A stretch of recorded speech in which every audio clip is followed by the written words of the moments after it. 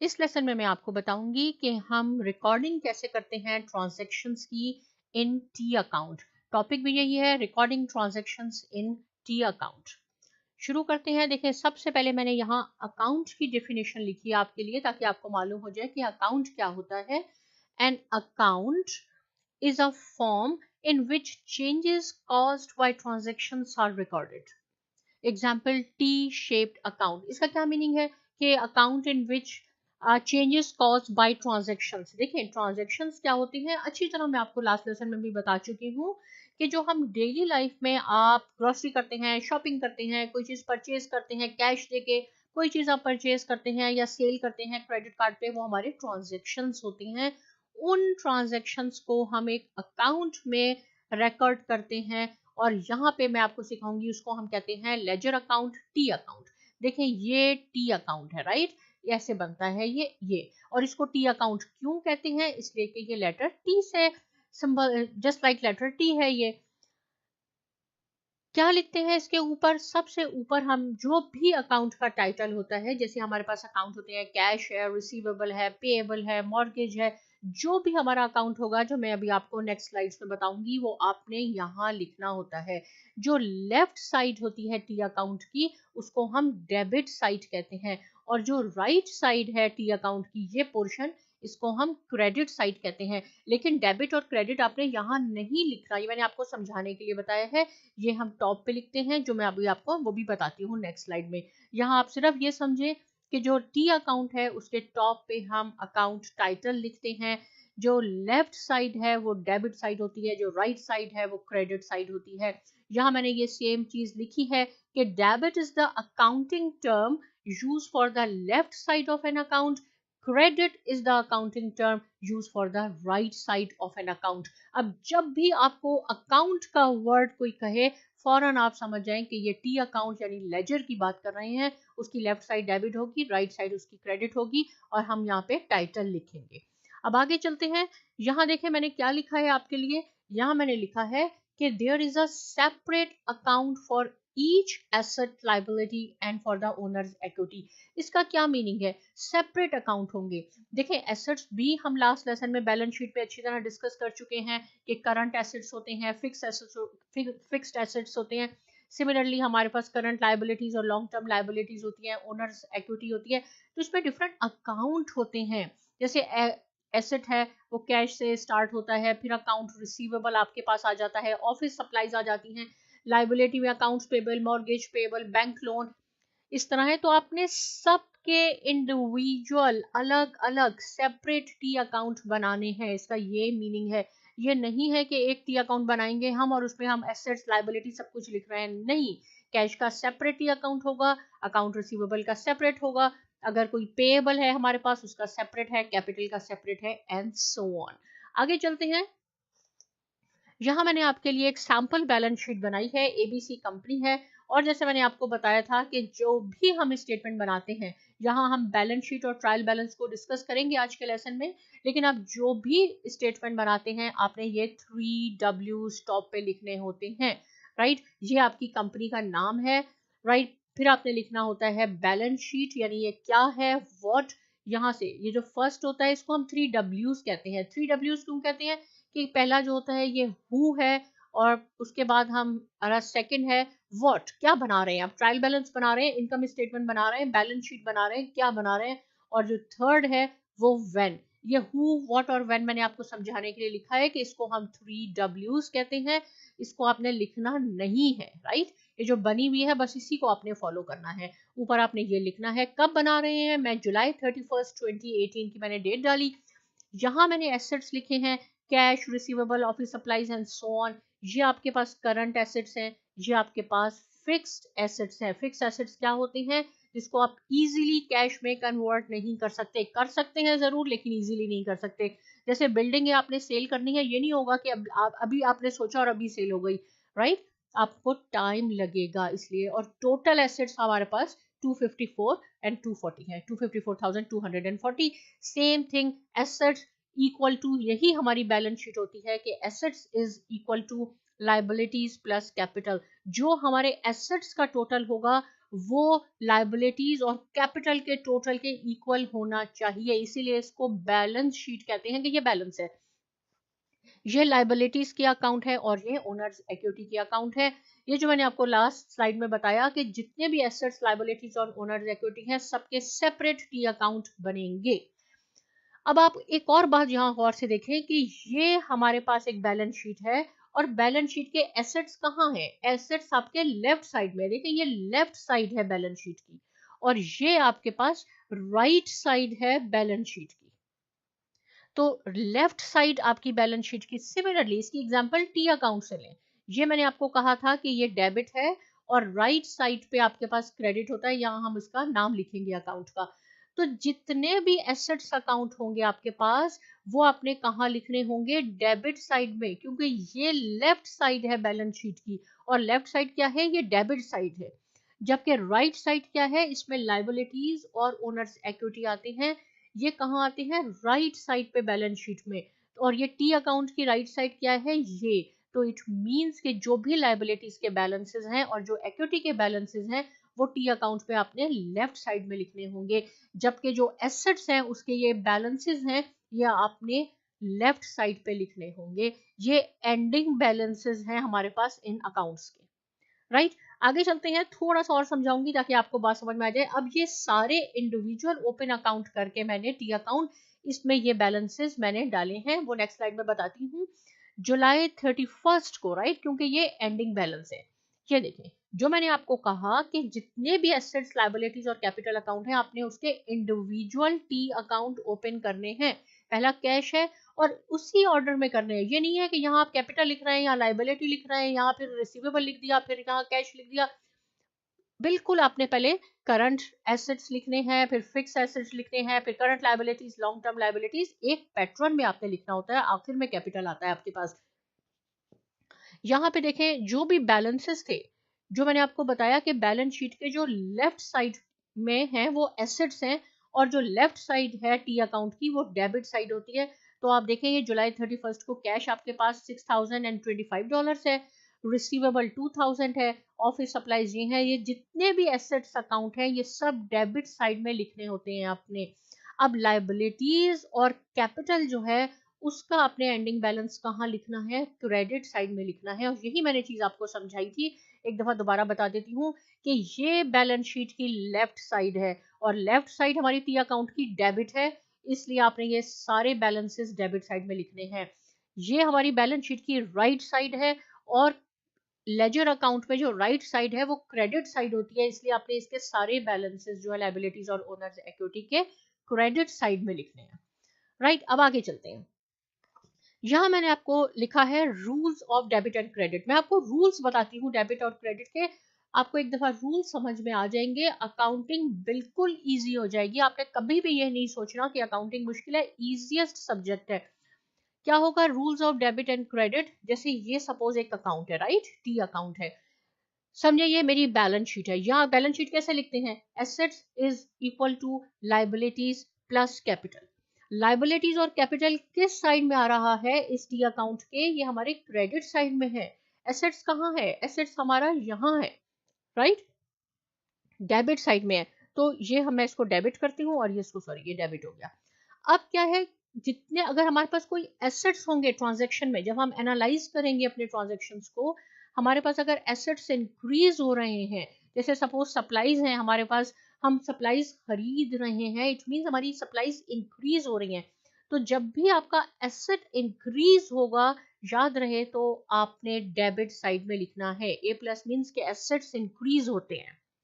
जब भी आप कोई एसेट खरीदेंगे, अब आपको एसेट्स अच्छी तरह मालूम होने चाहिए कि करंट एसेट्स और फिक्स एसेट्स हैं। जब भी आप एसेट्स का बिजनेस करेंगे और एसेट्स आपके इंक्रीज होंगे, आपने कहाँ लिखना होगा? डेबिट साइड में लिखना होगा। और एसेट्स अगर आपके डिक्रीज होंगे तो क्या होगा? जैसे हम कैश पेमेंट कर देते हैं, कोई ग्रोसरी करते हैं, कैश हमारा कम हो गया, कैश भी एसेट है, और जब एसेट्स आपका डिक्रीज होगा तो आपने उसको क्रेडिट साइड में लिखना है। ये फर्स्ट रूल है डेबिट और क्रेडिट का। अब क्या है, देखें, ये लायबिलिटीज और कैपिटल आपके क्रेडिट साइड में है। इट मींस कि जब आपकी लायबिलिटी इंक्रीज हो, कैसे इंक्रीज होगी? जैसे सपोज आपने बैंक लोन लिया है 10,000 और फिर अगले साल आपने 20,000 ले लिया, तो आपकी लाइबिलिटी इंक्रीज हो गई। अब आपने 30,000 बैंक को पे करना है, तो जब भी लाइबिलिटी इंक्रीज होगी आपने क्रेडिट साइड में लिखनी है। जब आप बैंक को पेमेंट कर देंगे तो आपकी लाइबिलिटी कम हो जाएगी, उस वक्त आपने लाइबिलिटी को डेबिट साइड में लिखना है। कैपिटल क्या है? जब आपका है कैपिटल क्रेडिट साइड में है, राइट, यहां हो गया। जब आप इंक्रीज होगा कैपिटल, यानी ओनर फर्दर इन्वेस्ट करेगा बिजनेस में, तो कैपिटल इंक्रीज होगा, उसकी इक्विटी इंक्रीज होगी, तो आपने क्रेडिट में लिखना है। लेकिन अगर उसमें से कुछ वो ड्रॉ कर लेगा, विड्रॉ करेगा अपने पर्सनल यूज के लिए, जिसको हम ड्रॉइंग्स कहते हैं, तो हम वो उसका कैपिटल डिक्रीज होगा, और जब कैपिटल डिक्रीज होगा तो आपने डेबिट साइड में लिखना है। जब हम ट्रांजेक्शन करेंगे तो ये कॉन्सेप्ट आपको और ज्यादा क्लियर हो जाएगा। ये सिर्फ मैंने एसेट्स, लायबिलिटीज और कैपिटल, तीन आपके पास ये अकाउंट्स हैं, इसके मैंने आपको रूल्स बताए हैं, राइट। इनकम में, रेवेन्यू और एक्सपेंसेस में आपको नेक्स्ट लेसन में बताऊंगी। लेकिन आप याद रहे कि जिस ट्रांजैक्शन में आप देखेंगे एसेट इंक्रीज हुआ, आपने उसको डेबिट पे लिखना है, एसेट डिक्रीज हुआ आपने क्रेडिट पे लिखना है, लायबिलिटीज कैपिटल इंक्रीज हुए आपने क्रेडिट पे लिखना है, डिक्रीज हुए तो आपने उसको डेबिट पे लिखना है। अब यहाँ हम करते हैं ताकि आपको और ज्यादा कॉन्सेप्ट क्लियर हो जाए। ये ट्रांजैक्शंस दिए हुए हैं, देखें वो जुलाई 31 की बैलेंस शीट थी, अब हमारा मंथ है, अब हम अगस्त में आ गए। सपोज अगस्त में हमने क्या किया, received 500 cash from customers as payment on membership, right. क्या था कि ट्रांजैक्शन क्या है, रिसीव 500 कैश, हमने कैश रिसीव किया है। कोई हमारा, सपोज कोई भी हमारा जिम है या किसी चीज की उसने मेंबरशिप ली है और उसने हमें 500 दिए हैं, तो क्या होगा, ये मैंने आपके लिए कुछ लिखा है कि अकाउंट अफेक्टेड। सबसे पहले आपने देखना है कि कौन से अकाउंट अफेक्ट होंगे। पहला क्या है कि हमने 500 रिसीव किए हैं, राइट, कैश आया, तो एक अकाउंट तो हमारे पास कैश रिसीव होगा। और दूसरा क्या है, ये रिसीव्ड हुआ है, मैं आपको पहले यहां दिखा देती हूं कि देखें यहां है, हमने कोई भी क्लाइंट है, सपोज यही जिसने अभी हमें 500 दिए हैं, इसने टोटल हमें 2000 देने हैं, जिसमें से इसने हमें 500 अभी दे दिए, राइट। जब हमें 500 मिलेंगे, अकाउंट रिसीव हम करेंगे, तो क्या होगा, इसका बैलेंस 1500 रह जाएगा और एसेट्स आपके डिक्रीज हो जाएंगे। तो मैं यहाँ बताती हूँ आपको। तो दूसरा कौन सा अकाउंट अफेक्ट हो रहा है, दूसरा इसके साथ अकाउंट अफेक्ट हो रहा है अकाउंट रिसीवेबल। मैंने ये आपको बात पहले भी बताई है कि कोई भी एक ट्रांजेक्शन हो, उससे एटलीस्ट कम अज कम 2 अकाउंट जरूर अफेक्ट होते हैं। कभी ऐसे नहीं होगा कि कैश बस हमने लिख दिया या अकाउंट रिसीवेबल कर दिया, ऐसा कभी नहीं होगा। एटलीस्ट 2 अकाउंट जरूर होते हैं, 2 से ज्यादा भी हो सकते हैं, लेकिन 2 जरूर होंगे। तो इस ट्रांजैक्शन में कौन से 2 अकाउंट्स हमारे अफेक्ट हो रहे हैं, एक कैश और रिसीवेबल। अब आपने ये देखना है कि ये किस किस्म के अकाउंट है, एसेट्स है, लायबिलिटीज है, कैपिटल है। तो देखें कैश भी आपके पास एसेट्स है और अकाउंट रिसीवेबल भी आपके पास एसेट है, दोनों एसेट हो गए। अब आपने देखना है कि हमारे पास क्या चीज इंक्रीज हो रही है इन दोनों में से। ये कभी नहीं होगा कि ये दोनों इंक्रीज हो गए और हमने डेबिट में लिख दिया। जो आपने एक डेबिट में लिखना है, सेम बैलेंस आपने उसका क्रेडिट में लिखना है। तो अब देखें इनमें से क्या कैश आ रहा है, तो हमने रिसीव किया है कैश, कैश हमारे पास आया है, इट मींस कि ये अकाउंट तो इंक्रीज हो गया। लेकिन पहले हमने इस कस्टमर से 2000 रिसीव करने थे, अब इसने हमें 500 दे दिए हैं, तो इसका अकाउंट रिसीवेबल कम हो रहा है। अब हमने सिर्फ 1500 इससे लेने हैं, तो क्या हो जाएगा, ये वाला अकाउंट जो है ये डिक्रीज होगा। और यहां मैंने आपको बताया कि कैश एसेट है, और एसेट जब इंक्रीज होता है तो हमने कहाँ लिखना होगा, हमने डेबिट साइड में लिखना होगा, डेबिट साइड में 500 लिखने होंगे। एसेट्स है, एसेट जब डिक्रीज होता है तो कहाँ लिखते हैं, क्रेडिट साइड में लिखते हैं, तो ये हमने ऐसे करके लिखना होगा। कब है, अगस्त 3 को, तो यहाँ साथ के साथ मैं करती भी जाती हूँ ताकि आपको मालूम हो जाए। यहाँ क्या होगा, अगस्त आपने नया ट्रांजेक्शन लिखना है, ये जुलाई 31 के बैलेंसेस हैं यहाँ पे। अगस्त 3 को 500 आपके पास आ गए, देखें डेबिट हुआ, तो मैंने आपको कहा है सेम अमाउंट क्रेडिट भी होनी चाहिए। दूसरी अमाउंट ये नहीं होगी कि अकाउंट रिसीवेबल में इसमें भी आप डेबिट पे लिख रहे हैं, नो, यहाँ लिखनी है आपने, और यहाँ डेट आपने जरूर लिखनी है अगस्त 3।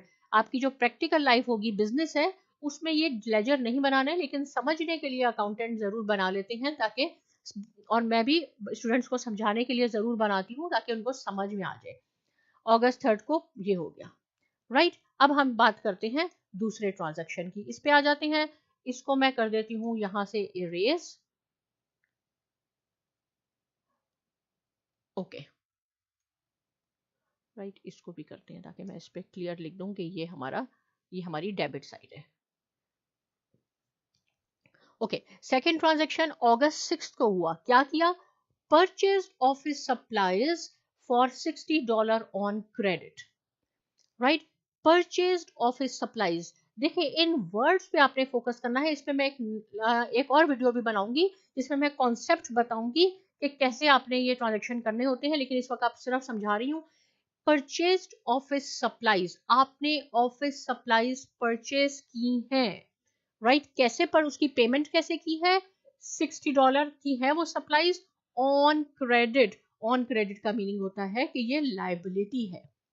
देखिए सिर्फ हम डेली लाइफ में आप देखेंगे सिर्फ दो तरह से पेमेंट होती है, या तो हम कैश पेमेंट करते हैं या हम क्रेडिट कार्ड यूज कर लेते हैं, राइट। इसके अलावा पेमेंट का और कोई तरीका नहीं है। डेबिट कार्ड, चेक, ये सारे कैश में ही कंसीडर होते हैं। तो सबसे पहले आपने क्या देखना है इस ट्रांजैक्शन में कि अकाउंट्स अफेक्टेड कौन से हैं। दो अकाउंट, एटलीस्ट 2 अकाउंट जो अफेक्ट हो रहे हैं। एक तो है हमारे पास ऑफिस सप्लाईज का अकाउंट, ये हमारे पास हो रहा है। दूसरा है, देखिए यहाँ यहाँ आपने देखना है कि हमने परचेज तो किया, कैसे परचेज किया है? कैश पेमेंट, कैश तो नहीं है, क्रेडिट है, ओके, लाइबिलिटी है। तो दूसरा हमारा अकाउंट्स पेबल। अब लाइबिलिटी में भी कौन सी लाइबिलिटी है? पे शॉर्ट टर्म या लॉन्ग टर्म, ये अकाउंट्स पेबल है। अब टाइप्स ऑफ अकाउंट देखने हैं कि ये दो अकाउंट तो आपको मालूम हो गए कि ये दो अकाउंट अफेक्ट हो रहे हैं।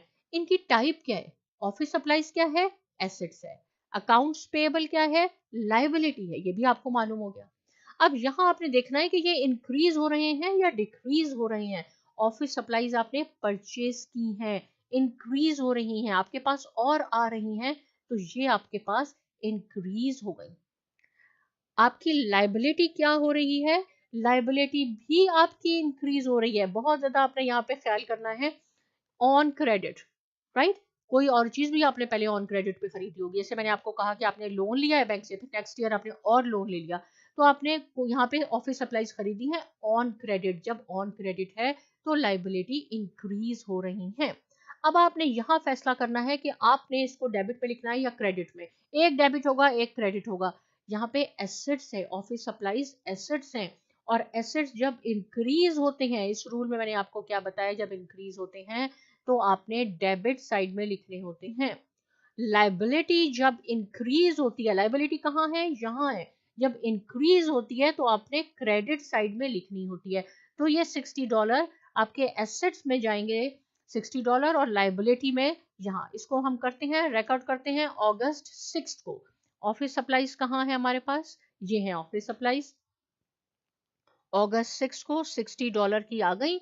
इसके साथ हमारा अकाउंट्स पेबल ये है, यहाँ आप लिखेंगे अगस्त 6 और $60, राइट। मुझे उम्मीद है आपको मेरी बात समझ में आ रही होगी। नहीं आए तो आप मुझसे पूछ सकते हैं, मैं आपको और इजी वे बता दूंगी। कोशिश करूंगी कि इससे भी ज्यादा कोई इजी वे निकालूं, क्योंकि एक दफा आप अगर ये रूल अच्छी तरह समझ लेंगे, कभी भी आपकी अकाउंटिंग में गलती नहीं होगी। इसको बस समझ लें। अगस्त 10 में क्या हुआ? Paid 705 now due for goods purchase but not paid for. पहले खरीदी थी, लास्ट मंथ हमने खरीदी थी, जुलाई में हमने गुड्स, अपनी चीजें कुछ खरीदी थी, लेकिन उसकी पेमेंट नहीं की थी। अब वो पेमेंट हो रही है, राइट। अब हम उसकी पेमेंट कर रहे हैं। तो कौन से दो अकाउंट अफेक्ट होंगे इसमें? इसमें हमारे पास एक होगा accounts payable,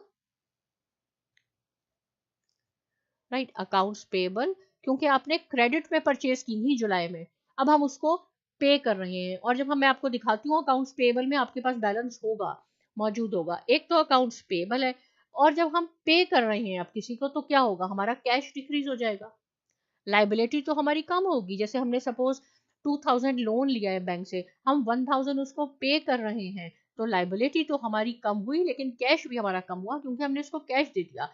type of account कौन से हैं?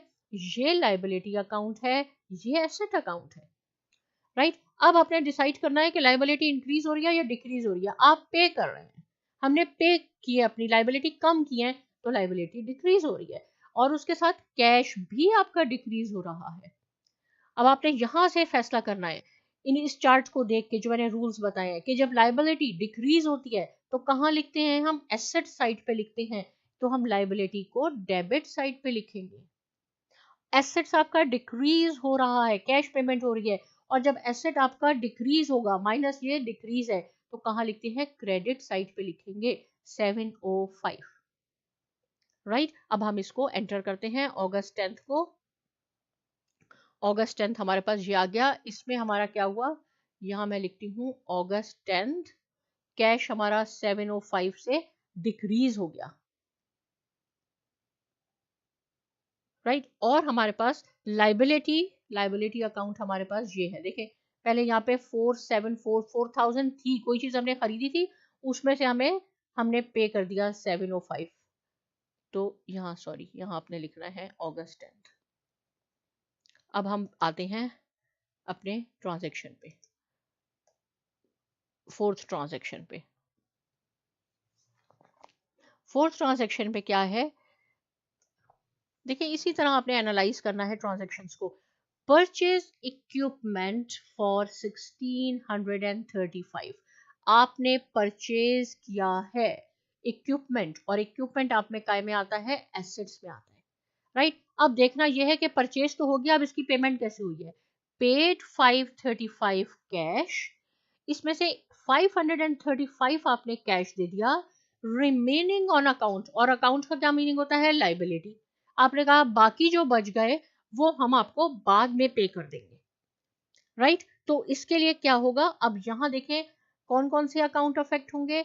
एक तो हुआ हमारे पास इक्विपमेंट का, फिर हमारे पास हुआ कैश, क्योंकि कैश भी पे किया है हमने, और थर्ड हमारे पास हुआ accounts payable, may be 30 days में दे देंगे, या 2 महीने में, या 3 महीने में हमें मिल जाएगा। तो जैसे मैंने आपको कहा था कि ईच ट्रांजेक्शन एटलीस्ट 2 अकाउंट पे तो जरूर अफेक्ट करता है, लेकिन 2 से ज्यादा भी हो सकते हैं, तो यहाँ 3 आ गए। अब आपने देखना है ये अकाउंट कौन से हैं। इक्विपमेंट क्या है हमारे पास? एसेट्स। कैश क्या है हमारे पास? एसेट्स। पेएबल क्या है हमारे पास? ये लायबिलिटी है। अब ये डिसाइड करना है कि इंक्रीज होगा या डिक्रीज। इक्विपमेंट आपके पास आ रहा है, हमने परचेज किया है, तो इंक्रीज हो गया। कैश हमारे पास, हमने ये पे किया है, जब पे करते हैं तो कैश तो जारी बात है कम होगा, तो यहाँ हमारे पास डिक्रीज हो गया, और लायबिलिटी हमारे पास क्या हो गई? इंक्रीज हो गई, राइट। अब हमने ये रूल को फॉलो करते हुए देखना है कि किस चीज को हमने डेबिट में लिखना है और किस चीज को हमने क्रेडिट में लिखना है। तो एसेट आपका जब इंक्रीज होता है तो हमने डेबिट में लिखना होता है, जब हमारे पास एसेट्स डिक्रीज होता है ये, तो हमने इसको क्रेडिट में लिखना है। लायबिलिटी जब हमारी इंक्रीज होती है तो हमने क्रेडिट में लिखना है। अब इसकी हम अमाउंट डिसाइड कर लेते हैं। इक्विपमेंट की अमाउंट हमारे पास हो जाएगी कंप्लीट 1635, राइट। इसमें से हमने 535 कैश पे किया है, कितनी लायबिलिटी हो जाएगी हमारे पास? 1100 हमारी लायबिलिटी बढ़ जाएगी, जो हमने बाद में पे करनी है। अब इसको हम रिकॉर्ड करते हैं अगस्त 15 में। अगस्त 15 में सबसे पहले हमारे पास क्या होगा? एक तो हमारे पास इक्विपमेंट हमारा बढ़ रहा है, ये रहा हमारे पास अगस्त दी 15 आई बिलीव, ओके। कितने का था हमारा? 1635, ये हमारा इक्विपमेंट इंक्रीज हुआ। कैश की पेमेंट कैसे हुई? यहाँ डेट आपने जरूर लिखनी है। 535 हमने कैश की पेमेंट की, साथ में सेम अगस्त 15 को 1100 से हमारी लायबिलिटी भी इंक्रीज हो गई। इसको मैं क्लियर कर देती हूँ, बाद में हमें कैलकुलेशन में गलती ना हो जाए। ये हमारे पास हो गया 1100। अब हम लास्ट ट्रांजेक्शन पे आते हैं, और लास्ट ट्रांजेक्शन में क्या होगा, इसको मैं करती हूँ यहाँ से इरेज।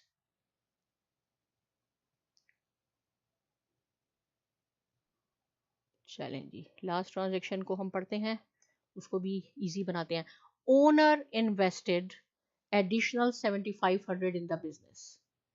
क्या करना है? सबसे पहले हमने ये देखना है कि कौन से 2 अकाउंट अफेक्ट हो रहे हैं। ओनर ने इन्वेस्ट किए हैं, राइट। एक क्या हुआ, हमारा बिजनेस में कैश भी इंक्रीज हो गया, और दूसरा हमारे पास कैपिटल भी इंक्रीज हो गया। कौन सी अकाउंट है हमारे पास? ये एसेट्स अकाउंट है, ये हमारे पास ओनर्स इक्विटी है। अब इसको बताना है, इसको देख के कैश हमारा इंक्रीज हो रहा है तो हमने यहाँ लिखना है इंक्रीज, और ओनर्स फर्दर इन्वेस्ट कर रहा है, तो जब ज्यादा हो जाते हैं पैसे, कैपिटल इंक्रीज होता है, तो भी हमने इसको, ये भी हमारे पास इंक्रीज है। एसेट इंक्रीज होगा तो डेबिट साइड पे लिखना है, कैपिटल इंक्रीज होगा तो हमने क्रेडिट साइड पे लिखना है। अमाउंट कितनी होगी? 7500। इसको हम यहाँ लिख लेते हैं, अगस्त दी 20th, जो भी डेट है, मेरे ख्याल में 20th ही थी, तो हमने कितना इसने इन्वेस्ट किया है? 7500। और यहाँ हमारे पास आ जाता है अगस्त दी 20th को 7500। आप डेट प्लीज देख लीजिएगा, अगर आई बिलीव कि सही है। सारे ट्रांजैक्शन हमने इसमें डाल दिया अकॉर्डिंग टू रूल्स जो भी मैंने आपको बताए थे डेबिट एंड क्रेडिट के। अब क्या करना है? अब हमने इसके एंडिंग बैलेंसेस मालूम करने हैं। कैसे होगा? ये कैश है, देखिए यहाँ हम इसका टोटल कर लेंगे कैश का, इसको आप टोटल कर लें तो ये क्या हो जाएगा, और ये हमारे पास डेबिट है और ये क्रेडिट है, तो जब क्रेडिट साइड का टोटल कर लेंगे हम तो ये हो जाएगा 1240, 1200 ना 240, और ये डेबिट साइड है आपके पास, इसका हो जाएगा हमारे पास, आप टोटल करके देख लें, ये देखें तो आप देखें कि दोनों में ये डेबिट है हमारा, ये क्रेडिट है, प्लस माइनस होंगे दोनों में, राइट। तो बैलेंस हमारे पास क्या आ जाएगा? यहाँ मैं लिखती हूँ बैलेंस, जो बड़ा है ये है 14,000 में से 1240 आप माइनस कर दें तो आपके पास बैलेंस आ जाएगा 12,785। ये कैश बैलेंस हो गया। देखिए स्टार्ट हमने 6,000 से किया था, लेकिन जो हमारे मंथ में अगस्त में ट्रांजेक्शन हुए, कुछ हमने पेमेंट की, कोई हमने, और हमारे पास आ गया कैश, जिसकी वजह से हमारा अब एंडिंग बैलेंस अगस्त 31 का 12,785 हो गया। अकाउंट रिसीवेबल हमने 2,000 रिसीव करने थे, जिसमें से हमें 500 मिले हैं। आप चाहें तो इसको हम अलग अलग करके भी लिख सकते हैं, ऐसे आप कर लें, ये 500 है और ये 2,000 है, तो इसका बैलेंस हो गया हमारा। देखें डेबिट बैलेंस है, जो ज्यादा अमाउंट है वहां बैलेंस आएगी। ऑफिस सप्लाईज क्रेडिट में कुछ नहीं है, ये 675 हो जाएगा हमारे पास।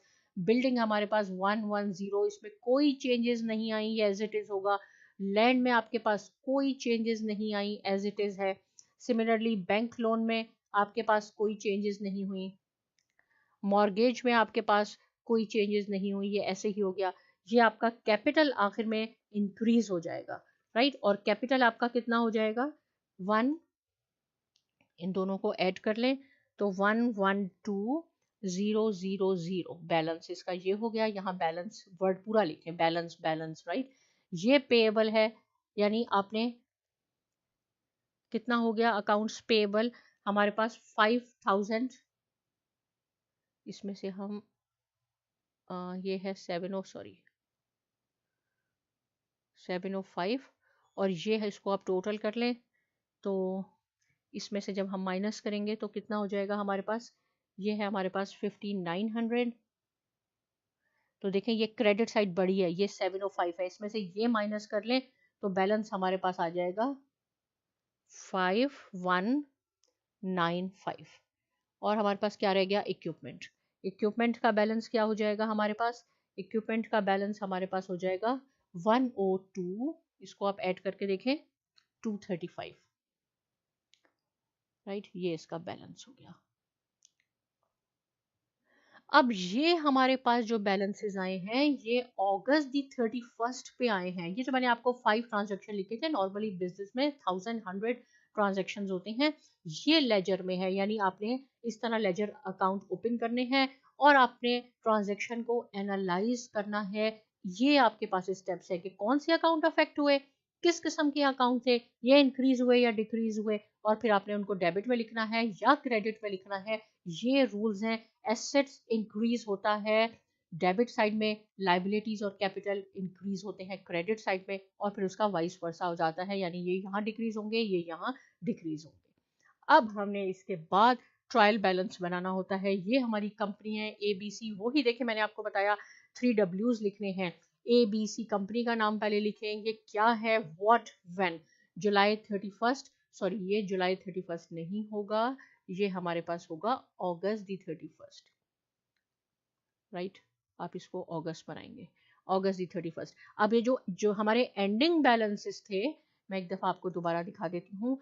ये एंडिंग बैलेंसेस हैं, ये ऊपर वाले भूल जाए, ये लास्ट मंथ के थे। अब हमारे पास ये एंडिंग बैलेंसेस हैं, आपने इसको लिखना है। ये आपकी साइड होती है डेबिट साइड ट्रायल बैलेंस में, ये साइड होती है क्रेडिट साइड। दोनों का टोटल करें तो दोनों का टोटल इक्वल आना चाहिए, और ये हो गया 262,195।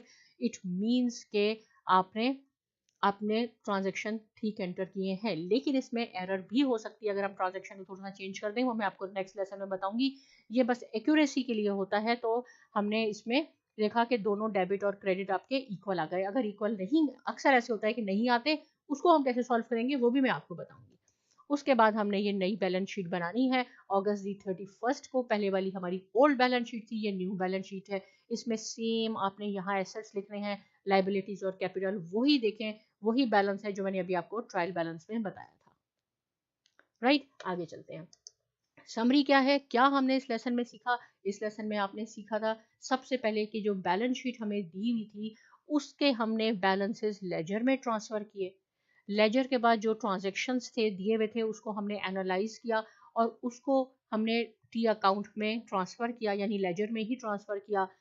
फिर हमने वहां से उसके बैलेंस किया और टी अकाउंट को, यहाँ से हमने ट्रायल बैलेंस में उसकी अमाउंट ट्रांसफर की और ट्रायल बैलेंस से हमने न्यू बैलेंस शीट बनाई, राइट।